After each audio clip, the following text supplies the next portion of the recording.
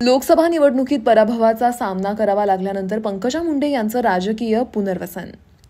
2019ला विधानसभा पराभूत झाल्यानंतर 5 वर्ष जी विधान परिषद पंकजा मुंडे यांना हुलकावणी देत होती ती यावेळी लोकसभेला पराभूत झाल्यानंतर पहिल्याच संधीत मिळाली आहे। भाजपच्या जागा कमी झाल्या नसत्या तर संधी यावेळी पण मिळाली असती का याबद्दल शंका आहे।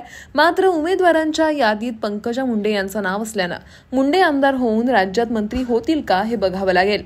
ब्युरो रिपोर्ट अमीर हुसैन, बीड। दरम्यान विधान परिषदेच्या 5 जागांसाठी भाजपकडून सामाजिक समीकरण साधत उमेदवार जाहीर करण्यात आली आहे। पंकजा मुंडे मराठवाडा, परिणय फुके विदर्भ, योगेश टिळेकर पुणे पश्चिम महाराष्ट्र, अमित गोरखे पिंपरी चिंचवड पश्चिम महाराष्ट्र, सदाभाऊ खोत पश्चिम महाराष्ट्र।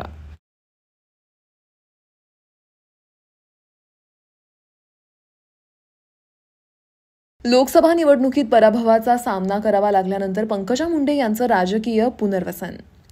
2019ला विधानसभा पराभूत झाल्यानंतर 5 वर्ष जी विधान परिषद पंकजा मुंडे यांना हुलकावणी देत होती ती यावेळी लोकसभेला पराभूत झाल्यानंतर पहिल्याच संधीत मिळाली आहे। भाजपच्या जागा कमी झाल्या नसत्या तर संधी यावेळी पण मिळाली असती का याबद्दल शंका आहे।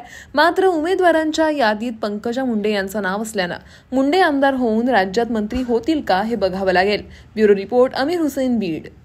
दरम्यान विधान परिषदेच्या 5 जागांसाठी भाजपकडून सामाजिक समीकरण साधत उमेदवार जाहीर करण्यात आली आहे।